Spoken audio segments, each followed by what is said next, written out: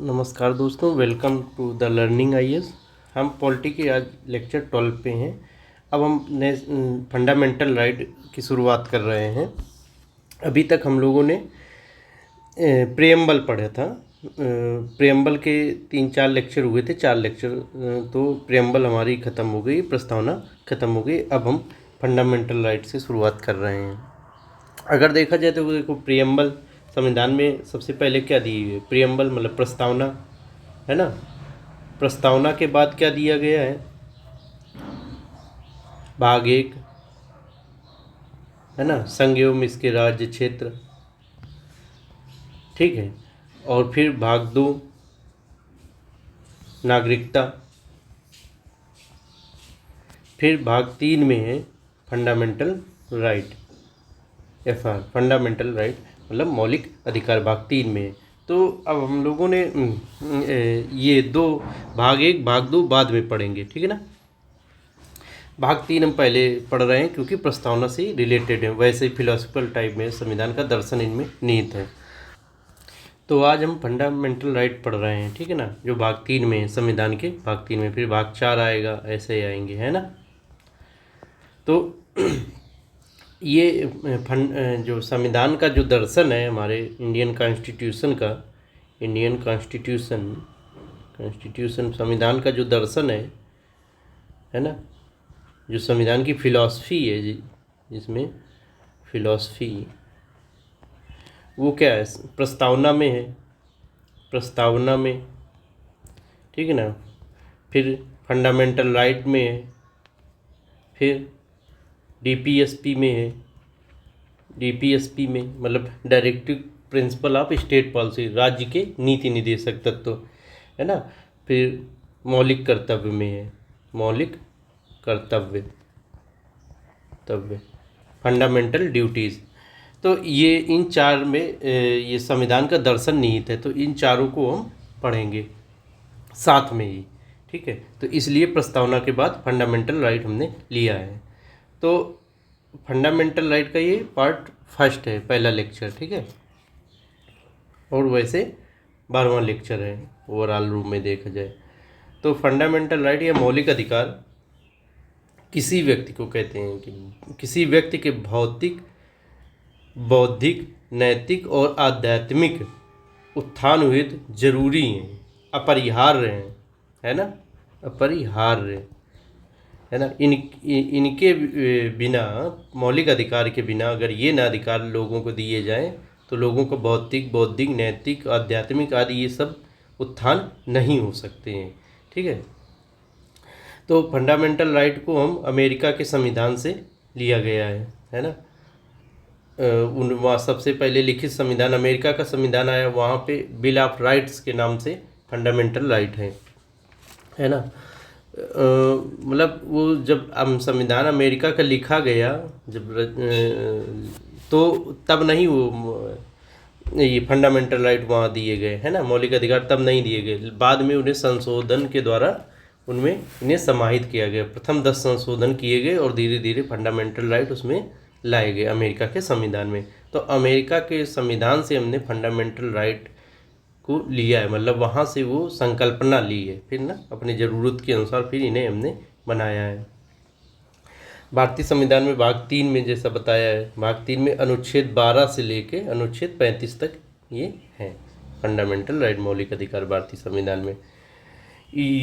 मतलब अमेरिका में, USA में इन्हें बिल ऑफ राइट्स कहा जाता है ना। प्रथम 10 संशोधनों के द्वारा इन्हें लाया गया। अभी जब देखेंगे ना कि ये फंडामेंटल राइट की विकास यात्रा कैसी रही, कब कब किस देश में आए, कैसे आए, तब ये और अच्छे से क्लियर होगा ना कि बिल ऑफ राइट्स। ब्रिटेन में इन्हें मैग्ना कार्टा कहा जाता है ना, मैग्ना कार्टा। मतलब ये मैग्ना कार्टा क्या है? अधिकारों का घोषणा पत्र है। मतलब कोई एक लोगों को अधिकार जो दिए गए हैं उनका एक ग्रुप टाइप में, ग्रुप रूप में अधिकार दिए गए हैं, है ना, अधिकारों का घोषणा पत्र। 1215 ईस्वी में सम्राट जॉन ने ये लोगों को दिए थे वहाँ ब्रिटेन में, तभी से इन्हें मैग्ना कार्टा किया जाता। जब भी अधिकार की बात आएगी तो तब एक संज्ञा टाइप में दे दी जाती कि मैग्ना कार्टा, है ना। जब कोई बड़ी सत्ता छोटी सत्ता को अधिकार ट्रांसफ़र कर दी तो उसे मैग्ना कार्टा ऐसे बोल देते हैं। ठीक है, बड़ी सत्ता यहाँ पे क्या कि सम्राट जॉन बड़ी सत्ता थी और छोटी सत्ता क्या थी, वहाँ की जनता ब्रिटेन की। तो ये मैग्ना कार्टा इन्हें कहा जाता है। अभी ये जब फंडामेंटल राइट की विकास यात्रा मतलब कैसे कैसे डेवलप हुई तब और अच्छे से आएगा ये सब चीज़ें। फ्रांस में इन्हें क्या declaration of rights main and citizen 1978 में उसी समय आए थे। तो इसके द्वारा फ्रांस में फंडामेंटल राइट को दिया गया है। अच्छा, अगर हम अधिकारों का जनरली तौर पर अधिकारों का वर्गीकरण करें, राइट्स का क्लासिफिकेशन ऑफ राइट्स है ना, राइट्स, तो वो 4 प्रकार के मुख्य रूप से निकल के आते हैं, और भी हो सकते हैं लेकिन हम यहाँ पे 4 प्रकार देख रहे हैं। तो मानवाधिकार है ना, और फिर मौलिक अधिकार दूसरे नंबर पे, फिर संवैधानिक अधिकार है ना, कॉन्स्टिट्यूशनल राइट, फिर सांविधिक अधिकार मतलब स्टैट्यूटरी राइट। तो मानवाधिकार मतलब कि जो मनुष्य को प्रकृति द्वारा उपलब्ध कराए गए अधिकार हैं, है ना, जो मानव होने के नाते उसे स्वतः मिल गए हैं अधिकार। प्रकृति ने इन अधिकारों को प्रकृति ने उपलब्ध कराया है ना, नेचर ने।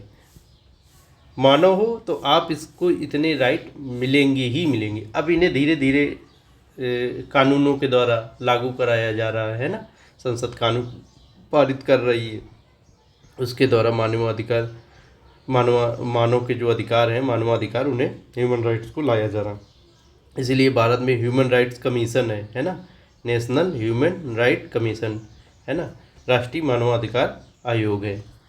अभी जो मुंबई में जो केस हुआ है ना, जो पोर्स गाड़ी थी, एक पोर्स गाड़ी थी, उसे नाबालिग लड़का चला रहा था है ना, बहुत बड़े बाप का बेटा था, बिल्डर एक बाप है, उसका बेटा था, वो पुणे में ये घटना हुई है। तो वो जो लड़का नाबालिग था वो उस 12th के एग्ज़ाम में शायद पास हो गया था, तो उसी खुशी में गया था अपने दोस्तों के साथ पब में शराब पीने। ड्राइवर को पीछे बैठा दिया, अपना 200 की स्पीड से गाड़ी चला रहा था है ना। पोर्स कोई गाड़ी है, इलेक्ट्रिक व्हीकल है ना, काफ़ी महंगी आती है, करोड़ों में कीमत बताई जाती है। तो फिर उससे उसने 2 लोगों को मार दिया है ना, एक्सीडेंट कर दिया, इतनी तेज़ कार चला रहा था। उसके पास लाइसेंस नहीं थी, नाबालिग है तो लाइसेंस कहाँ से आ जाएगी। 17 साल कुछ महीने उसकी उम्र है ना। 2 लोगों को मार दिया। तो जब घटना ज़्यादा तूल पकड़ा, पहले तो सब अधिकारी उसे बचाने के चक्कर में थे, उसके ब्लड सैंपल बदला गया कि ताकि उसके शराब का उसमें ना आ पाए है ना। तो उसमें 2 डॉक्टर भी गिरफ्तार हुए हैं,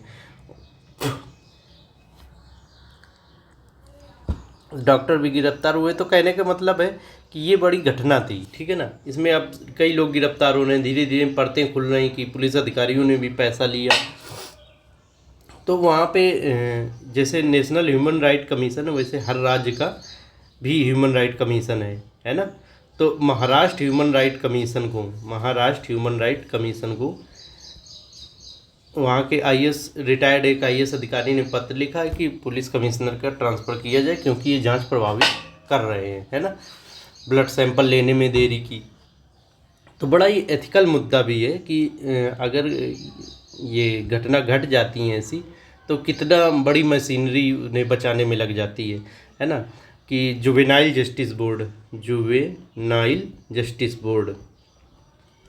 है ना, जस्टिस बोर्ड, इसने उसी दिन इसे मतलब इस लड़के को, जो आरोपी है, इस लड़के को उसी दिन जमानत दे दी। और जमानत का कैसे कई शर्तें थी, उसमें ये भी था कि 300 शब्दों का निबंध लिखो है ना, और इन सब में आधार पे जमानत दे दी। इतने जल्दी काम हुआ। अब इन जुवेनाइल जस्टिस बोर्ड के मेंबर के खिलाफ भी जांच बैठी कि आपने तय नियमों पे आपने ये दी जमानत या नहीं दी। तो ये वगैरह वगैरह। अगर मीडिया में या सोशल मीडिया में ये मामला इतना तूल ना पकड़ता तो क्या बच जाते वो 2 लोग जिन्हें उसने मारा था, उनको तो न्याय नहीं मिलता।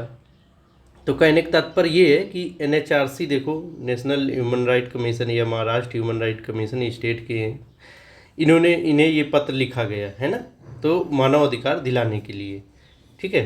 तो ये होगा। तो मानवाधिकार ये हो गए। फिर क्या है, मौलिक अधिकार। मौलिक अधिकार हमारे भाग 3 में दिए हुए हैं, संविधान के भाग 3 में दिए हुए हैं, है ना, अनुच्छेद 12 से लेके 35 तक।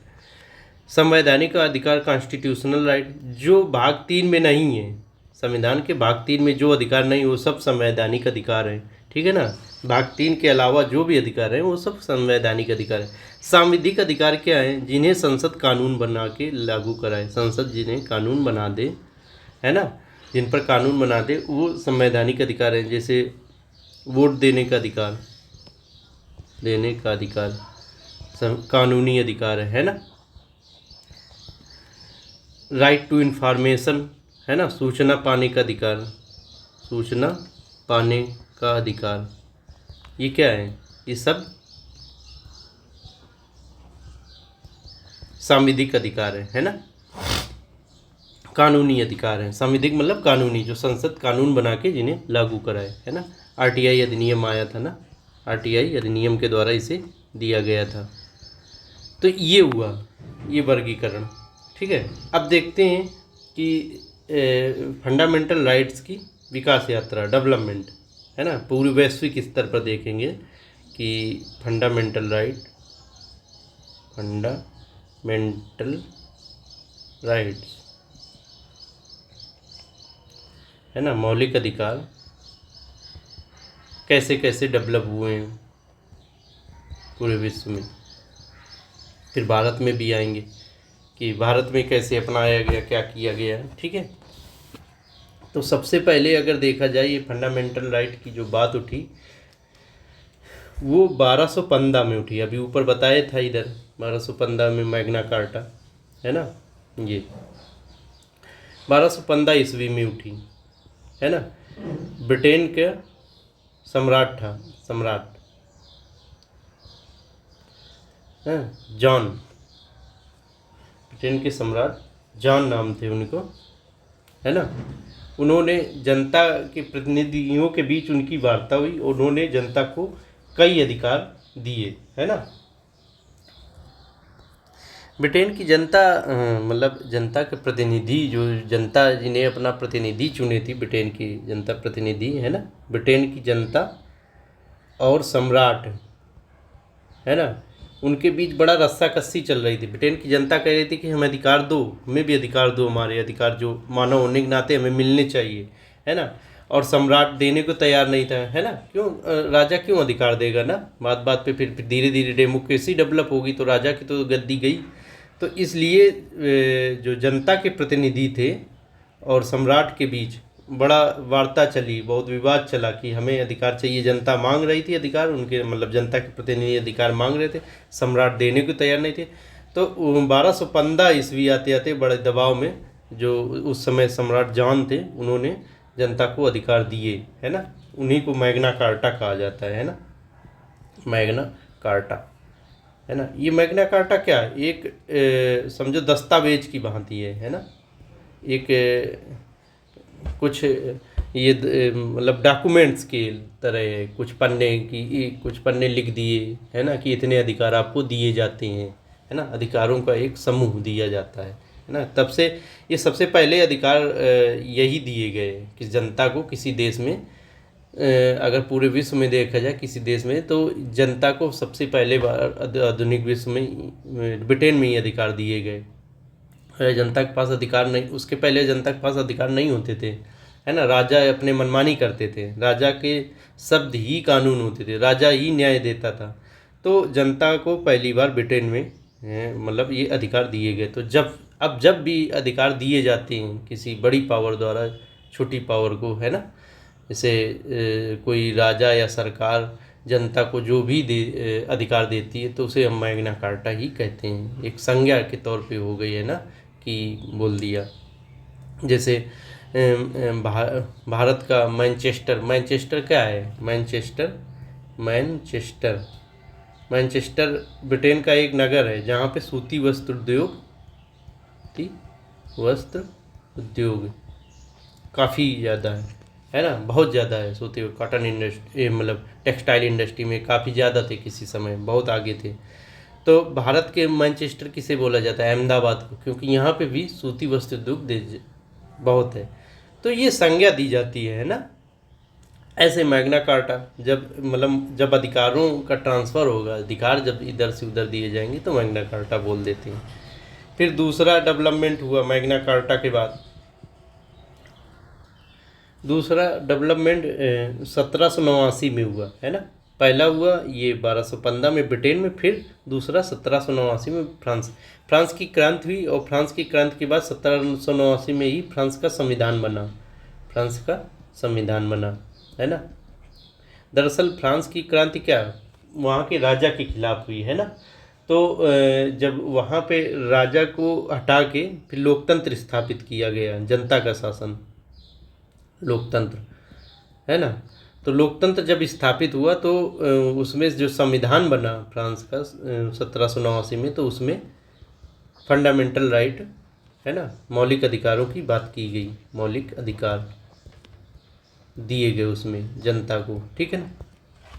फ्रांस की क्रांति में लुई जो राजा था, है ना, और उनको क्रांति में लुई राजा रानी, जो राजा लुई होते थे वहाँ पे, लुई 14वां 15वां ऐसे नाम रहते थे ना। तो उन्हें फांसी दी गई, और फ्रांस का नारा था, जो नारा था फ्रांस का काफ़ी प्रसिद्ध नारा है, वर्ड स्टीम पढ़ते भी हैं कि स्वतंत्रता, समानता और बंधुत्व, स्वतंत्रता, समानता और बंधुत्व, है ना। स्वतंत्रता, समानता और बंधुत्व, स्वतंत्रता लोगों को दी जाएगी, सभी लोगों को समान माना जाएगा, है ना, अमीर गरीब नहीं होंगे, ठीक है, और जातिगत भेदभाव नहीं है, धर्म के आधार पर भेदभाव नहीं होगा, बंधुत्व, सभी लोगों में भाईचारा होगा, है ना। ये सब चीज़ें देखो हमने प्रस्तावना में मिली हैं। तो ये फ्रांस की क्रांति का ये नारा था, स्वतंत्रता, समानता और बंधुत्व। फिर फ्रांस की क्रांति के बाद तीसरा डेवलपमेंट कब होता है? तीसरा डेवलपमेंट हमें देखने को मिलता है यूएसए में, है ना।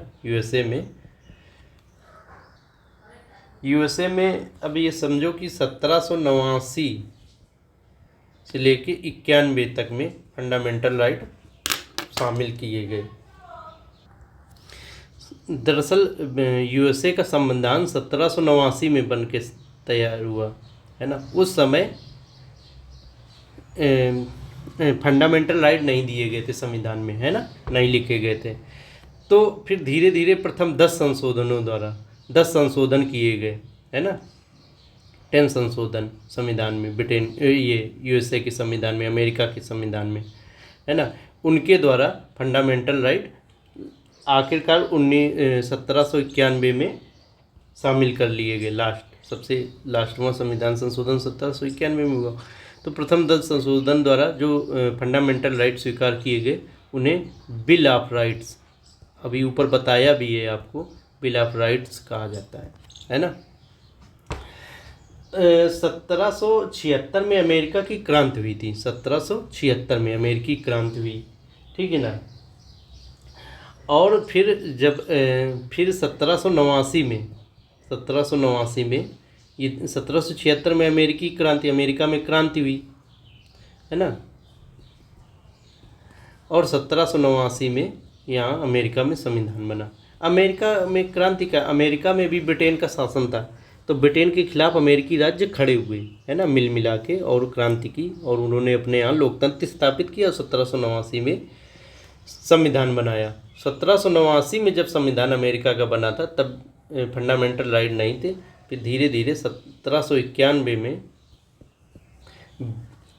संविधान में संशोधन किए गए और उन्हें फंडामेंटल राइट को जोड़ा गया। इन फंडामेंटल राइट को अमेरिका में बिल ऑफ राइट्स कहते हैं, ठीक है। तो ये हुए डेवलपमेंट, 3 प्रमुख डेवलपमेंट माने जाते हैं कि हाँ, मौलिक अधिकार कैसे कैसे पूरे विश्व में विकसित हुए हैं। वो ऐसे हैं, 1215 में ब्रिटेन में जो मैग्ना कार्टा आया, है ना, सम्राट जॉन ने दिया।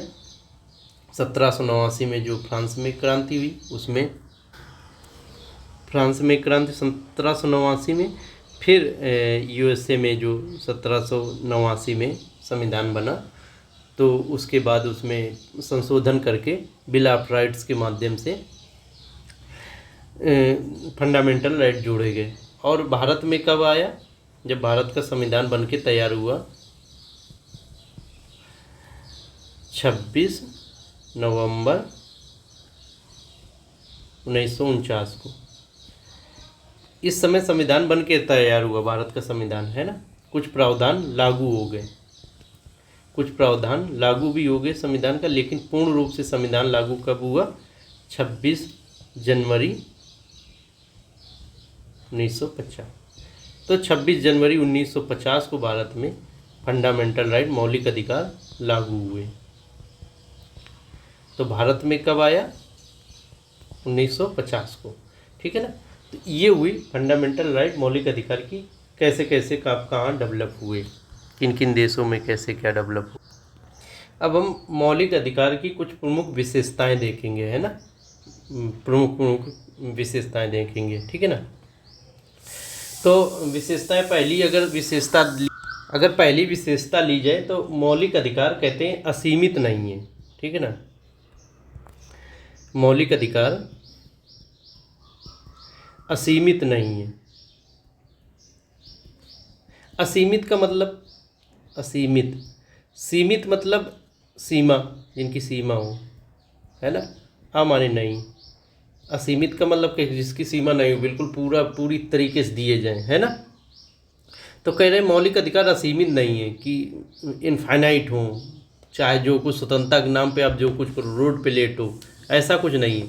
स्वतंत्रता अगर दी गई है अनुच्छेद 19 में, तो उसके अपवाद भी दे दिए गए कि आप ये नहीं कर सकते हो, राष्ट्र के विरुद्ध नहीं कुछ कर सकते हो, है ना, लोक व्यवस्था बिगाड़ने के लिए नहीं कुछ कर सकते हो। तो कह रहे हैं कि उसमें अपवाद भी दिए गए, रोका भी गए, स्वतंत्रता भी दी गई और जिम्मेदारी भी दी गई है। ऐसा नहीं कि आपको स्वतंत्रता दे दी गई है, कहीं भी रहने का अधिकार, कहीं भी लेटने का अधिकार, तो आप रोड पे, हाईवे पे मकान बनाने के रहने लगे कि हाँ हमें रहने का अधिकार है ना। तो ये मौलिक अधिकार असीमित नहीं है। अच्छा, मौलिक अधिकारों का स्वरूप, दूसरी विशेषता अगर देखें हम, मौलिक अधिकारों का स्वरूप नकारात्मक है, मुख्यतः नकारात्मक है। नकारात्मक का मतलब क्या है? निगेटिव, ठीक है ना। नकारात्मक का यहाँ मतलब है कि ये नो के रूप में अभिव्यक्त हैं, है ना। नो के रूप में, नो, नहीं, राज्य यह नहीं कर सकता, है ना, नहीं के रूप में, कि राज्य यह नहीं कर सकता है, राज्य लोगों को संगठन बनाने से रोक नहीं सकता है, राज्य लोगों का जीवन, अगर कानूनी विधि के अलावा कानून अगर है तो तभी वो लोगों का जीवन छीन सकता है, वैसे राज्य लोगों का जीवन नहीं छीन सकता है। राज्य लोगों को स्वतंत्रता बाधित नहीं कर सकता है, राज्य लोगों को धर्म मानने से रोक नहीं सकता है। मतलब ना पे ये नहीं करोगे आप, ये नहीं करोगे, ये नहीं करोगे। तो इसलिए ना ज़्यादा राज्य को रोकने के लिए नई चीज़ें आई, शब्द आई, तो इसलिए उन्हें नेगेटिव कहा जाता है कि राज्य ऐसा नहीं करेगा, राज्य को यह करने की मनाही है ना, मनाही है ना, कि राज्य तानाशाह हो जाए भी मोदी जी और कह दें कि कोई भी कल से नहीं निकलेगा घर से बाहर, तो फंडामेंटल राइट आ जाएंगे, संविधान आ जाएगा, सुप्रीम कोर्ट आ जाएगी, न्यायपालिका आ जाएगी, कहेगी ऐसे कैसे कह सकते हो, लोगों का फंडामेंटल राइट है ना, घूमने का अधिकार, जाने का अधिकार, कहीं पे भी पूरे भारत में भ्रमण करने का अधिकार। तो नहीं शब्द है जो जाता मनाही की, है ना।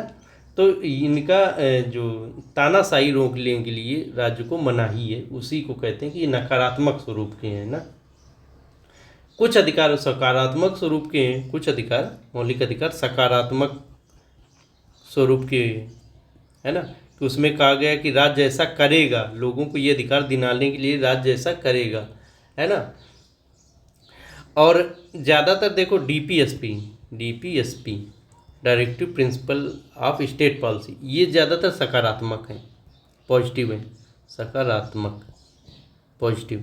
क्यों? क्योंकि इसमें राज्य को कुछ करने के लिए कहा गया है, इसमें मनाही नहीं की गई कि आज ऐसा ना करें, इसमें करने के लिए कि लोगों का कल्याण करो भाई आप, है ना, लोगों में समानता लाओ आप, है ना, पर्यावरण उनके संरक्षण के लिए आगे आओ आप, है ना। तो ये सकारात्मक स्वरूप के हो गए। तो ये सकारात्मक स्वरूप इसमें फंडामेंटल राइट में शिक्षा पाने का अधिकार, शिक्षा पाने का अधिकार, है ना, कि शिक्षा पाने का अधिकार मतलब 6 से 14 वर्ष, 6 से 14 वर्ष तक के बच्चे शिक्षा पाने का अधिकार रखते हैं, है ना। ये 86वें संविधान संशोधन 2002, 86, 86वें कॉन्स्टिट्यूशनल अमेंडमेंट 2002 के द्वारा जोड़ा गया था इसे, अनुच्छेद 21A के तहत, अनुच्छेद 21A, ठीक, इसके तहत इसे जोड़ा गया था कि 6 से 14 वर्ष बच्चे शिक्षा पाने का मौलिक अधिकार रखते हैं। अगर राज्य ये नहीं दे रहा तो वो सुप्रीम कोर्ट जा सकते हैं, है ना, अपने ये मौलिक अधिकार को लागू कराने के लिए हाई कोर्ट जा सकते हैं, न्यायपालिका आप जा सकते हैं, सीधे सुप्रीम कोर्ट जा सकते हैं ना, फंडामेंटल राइट को लागू कराने के लिए। तो ये सकारात्मक स्वरूप है, राज्य ऐसा देगा, मनाही नहीं की गई, शिक्षा देगा, है ना। तो पहली व्यवस्था वो विशेषता हमने क्या देखी, ये असीमित नहीं है। दूसरी विशेषता हमने क्या देखी, इनका स्वरूप मुख्यतः नकारात्मक है ना, राज्य को मनाही करते हैं कोई भी काम करने के लिए, है ना, ताकि लोगों के अधिकार सुरक्षित हो सकें। तीसरा इनका क्या है, तीसरा जो विशेषता है, कह रहे अधिकांश अधिकार जो फंडामेंटल राइट के अधिकांश जो अधिकार हैं, ज़्यादातर जो अधिकार हैं वो राज्य के विरुद्ध हैं, है ना, राज्य के विरुद्ध, राज्य के विरुद्ध, राज्य मतलब सरकार, है ना, जैसे केंद्र सरकार मोदी जी उसके मुखिया हैं और राज्य सरकार उत्तर प्रदेश में सीएम योगी मुखिया हैं, तो राज्य मतलब सरकार, सरकार के विरुद्ध, ज़्यादातर अधिकार राज्य के विरुद्ध हैं, है ना, विरुद्ध, और कुछ अधिकार व्यक्तियों के भी विरुद्ध हैं, है ना, कुछ अधिकार व्यक्तियों के विरुद्ध हैं। जैसे अस्पृश्यता कोई भी नहीं कर सकता, चाहे राज्य भी नहीं कर सकता। अस्पृश्यता क्या मतलब, छुआछूत, अस्पृश्य, एक सेकेंड, अस्पृश्यता, अनटचेबिलिटी, है ना, अनटचेबिलिटी,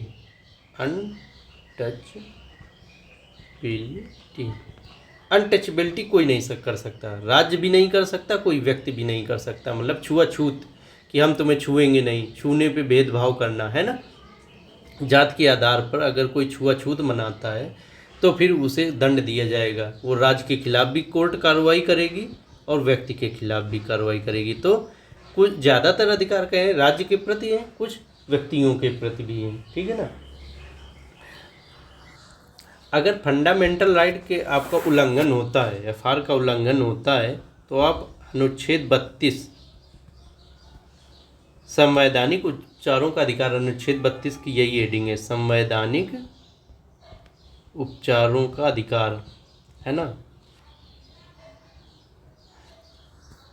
तो संवैधानिक उपचारों का अधिकार मतलब जो संविधान में ये फंडामेंटल राइट दिए गए हैं, अगर इनका कोई उल्लंघन करता है तो आप इसका उपचार पा सकते हैं, है ना, मतलब आप न्यायालय जा सकते हैं, इन्हें लागू कराने के लिए न्यायालय जा सकते हैं। तो संवैधानिक उपचारों का अधिकार यही मतलब कि अनुच्छेद 32 के तहत फंडामेंटल राइट अगर आपका कोई छीन रहा है, राज्य या व्यक्ति कोई भी, तो आप न्यायालय जा सकते हैं, सीधे आप सुप्रीम कोर्ट जा सकते हैं। वैसे सुप्रीम कोर्ट आप सीधे नहीं जाते हैं, कोई मामला हुआ तो सबसे पहले डिस्ट्रिक्ट कोर्ट जाते हैं, है ना। डिस्ट्रिक्ट कोर्ट में अगर आप को कानून न्याय नहीं मिला, अगर आप संतुष्ट नहीं हो उस न्याय से, तो फिर आप हाई कोर्ट जाते हैं, है ना। सबसे पहले आप डिस्ट्रिक्ट कोर्ट गए, फिर हाई कोर्ट गए, फिर आए सुप्रीम कोर्ट। तो लेकिन ये फंडामेंटल राइट के उल्लंघन के मामले में आप सीधा सुप्रीम कोर्ट जा सकते हो, है ना, कोई रोक टोक नहीं है। आप सुप्रीम कोर्ट को एक लेटर भी लिख सकते हो, चिट्ठी भी लिख सकते हो कि हमारे इस फंडामेंटल राइट का उल्लंघन हुआ है। तो वहाँ के जो सीजी, जब सुप्रीम कोर्ट को आप लेटर लिखोगे, अगर चिट्ठी लिखोगे, तो सीजीआई वहाँ मुख्य न्यायाधीश वो इस पर एक्शन लेंगे, ठीक है ना। वो तलब कर सकते हैं, जैसे आप उत्तर प्रदेश के आप के घर के पास से गंदा नाला बह रहा है ना, बहुत हैजार्ड, मतलब ऐसे कोई बगल में फैक्ट्री है, रसायन मतलब वो खतरनाक रसायन आपके इधर नाला से बहते हुए गंगा में निकल जा रहे हैं, तो आप सुप्रीम कोर्ट को चिट्ठी लिख दीजिए कि ऐसा ऐसा हो रहा है, हमारे घर के पास से ये नाला जो केमिकल का बहता हुआ जा रहा है, क्योंकि कानपुर में चमड़ा फैक्ट्री बहुत है, तो इससे बहुत खतरनाक केमिकल जाया करते हैं ना चमड़ा फैक्ट्रियों से, टेनरी उन्हें बोलते हैं, है ना, उनके चमड़ा की धुलाई में यूज होता है। तो वो पानी अगर जो बिना ट्रीटमेंट के ऐसे ही बहाया जा रहा है और वो फिर सीधे नदी में मिल रहा है जाकर, तो इससे क्या आपको नुकसान होगा। आपके घर के पास से निकल रहा है, आपके घर के पास गंगा नदी है, उस ये सब चीज़ें नुकसानदायक हैं। पेड़ों में वही पौधों में पानी जाएगा तो वही केमिकल फिर धीरे धीरे पौधों में आएगा, पेड़ों में आएगा, वही आप खाएंगे। वो मछलियाँ खा उसी पानी को यूज करती मर जाती हैं, जो नहीं मरती हैं तो वो जहरीली हो जाएंगी, तो वही आदमी खाएगा तो फिर उसकी मृत्यु हो सकती है या स्वास्थ्य खराब हो सकता है। तो अब इसके संदर्भ में सुप्रीम कोर्ट को आप लेटर लिख सकते हो, तो तुरंत यूपी सरकार को तलब करेगी, बुलाएगी और इस चीज़ को बंद कराएगी। तो सुप्रीम कोर्ट क्या है, मौलिक अधिकारों का संरक्षण करती है। पर्यावरण संरक्षण का अधिकार भी मौलिक अधिकार अब सुप्रीम कोर्ट ने घोषित कर दिया है ना, अनुच्छेद 21 के तहत।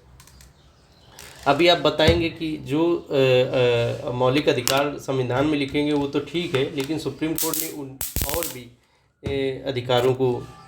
भी अधिकारों को मतलब अपने निर्णयों द्वारा समाहित किया उन्हीं अनुच्छेदों में, वो आगे अभी बताएंगे। तो ये पांचवा आप देखते हैं विशेषता। पांचवी विशेषता क्या है, मौलिक अधिकारों का निलंबन केवल विशेष परिस्थितियों में ही हो सकता है ना। मौलिक अधिकारों का निलंबन मतलब उन्हें रद्द करना, है ना, रद्द करना विशेष परिस्थितियों में हो सकता है और विशेष प्रकार से ही हो सकता है ना। विशेष परिस्थितियों मतलब स्थितियों विशेष परिस्थितियों का मतलब ये हुआ कि जैसे आपातकाल लागू हुआ तो फिर मौलिक अधिकारों का मतलब ये रोका जा सकता है कि आप बाहर ना निकलें, ये ना हो करें। कहीं पे सेना का नियम लागू हुए है ना, अफस्पा है ना, कुछ दंगे हो गए तो ये कानूनन रूप से रोके जा सकते हैं कुछ। लेकिन आपातकाल कितना भी लागू हो, बाद में संशोधन द्वारा ये चीज़ें जोड़ी गईं कि अनुच्छेद 20 और अनुच्छेद 21 ये आगे बताएंगे अभी, इनके मौलिक अधिकारों को कभी भी नहीं रोका जा सकता। अनुच्छेद 21 में क्या है, हमारे जीवन का अधिकार, हमारे जीवन थोड़ा नहीं छीन सकती है सरकार जो आपातकाल या कुछ भी लागू हुए। तो ये है कि मौलिक अधिकारों को विशेष परिस्थिति में ही रद्द किया जा सकता है, उन्हें निलंबित किया जा सकता है ना। फिर छठवीं विशेषता इनकी क्या है, एक सेकेंड, छठवीं विशेषता है मौलिक अधिकारों में संशोधन। अगर आपको मौलिक अधिकारों में संशोधन करना है तो आप विशेष बहुमत से ही किया जा सकता है। विशेष बहुमत से आप साधारण बहुमत से संशोधन नहीं कर सकते हैं ना, विशेष बहुमत से संशोधन किया जा सकता है। 2/3 जो बहुमत मतलब जो सांसद हैं 543 लोकसभा में, इनके 2/3 बहुमत से, है ना, 2/3 अगर निकालो तो उसी के द्वारा संशोधन किया जाए। 2/3 लोग पक्ष में होंगे तभी संशोधन किया जा सकता है, अन्यथा नहीं। जब बहुमत अभी पढ़ाएंगे तब समझ में आ जाएगा विशेष बहुमत क्या है, 2/3 बहुमत क्या है, ठीक है ना। तो मौलिक अधिकार मतलब ये बहुमत साधारण बहुमत से इस वजह से नहीं दिया गया क्योंकि कोई भी फटाफट कर देगा ना, तो मौलिक अधिकारों को चेंज करना है तो फिर आपको ज़्यादा बहुमत चाहिए, ज़्यादा कठिन तरीका चाहिए आपको।